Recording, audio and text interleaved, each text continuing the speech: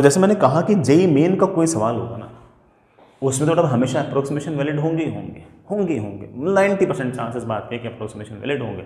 Advance वाले तो कमी नहीं होते हैं, वो तो बड़ा बहुत सारी बातें पूछते हैं, जो मैं पूछता हूँ मोर और लेस बड़ा एडवांस वाले भी इसी तरह से घुमाते फिराते रहते हैं यार। ठीक है, तो एडवांस वाले सवाल के हिसाब से मैंने आपको थोड़ा और वेल इक्विप्ड कर दिया है, और इससे ज़्यादा कोई तुम्हें घुमाएगा नहीं, इससे हमारा काम बड़े आराम से चल जाएगा।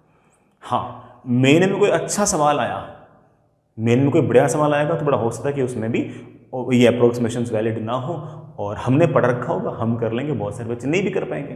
भाई कभी दिमाग लगाओ, तो जेई मेन हो चाहे जेई एडवांस हो, उसमें रैंक अच्छी आए, बढ़िया मार्क्स आए, उसमें ये वाला फैक्टर भी काम आता है कि कोई टफ सवाल हो, कोई टफ सिचुएशन हो, वो हमने देख रखी हो और बाकी बच्चों ने ना देख रखी हो। पूरे पेपर में मान लो कि 75 क्वेश्चन आए, 4 सवाल भी ऐसे हुए जो बहुत टफ थे, लेकिन उस तरह के सवाल या उस तरह की सिचुएशन हम लोगों ने क्लास में अगर पढ़ रखी होगी ना, तो पक्की बात है कि हम उन 4 सवालों के बलबूते उन 16-17 नंबर के हिसाब, भाई हमारे तो मान लो उसमें 16 नंबर आएंगे, बाकी बच्चों के हो सकता है कि -4 आए, -3 आए, तो उन 20 नंबर के अंतर में बहुत बड़ा अंतर क्रिएट हो जाता है, कॉन्फिडेंस में भी अंतर क्रिएट होता है। मान लो कि इस तरह के 4 सवाल जो टफ थे और हमारे देखे हुए थे, हमने कर दिया, तो ऑफकोर्स हमारी जो एक्यूरेसी है, स्पीड है पेपर करने की, वो भी बढ़ जाती है, तो 2-4 नंबर वैसे और एक्स्ट्रा आ जाते हैं अपने।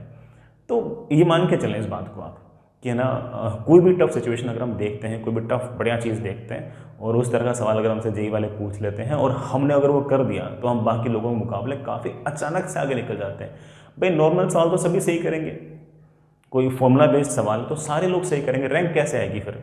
मैंने भी 5 सवाल किए, तूने 5 सवाल किए, तू कैसे आगे निकलेगा? तू आगे तब निकलेगा ना, है बेटा, कब आगे निकलेगा? जब तेरा एक सवाल ऐसा सही होगा जो मेरा गलत होगा।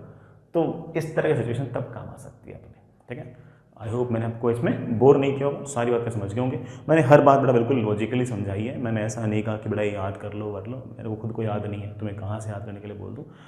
और मैं कई बार ऐसा बोलता हूँ, मुझे याद नहीं, तो आई सीरियसली डोंट रिमेंबर,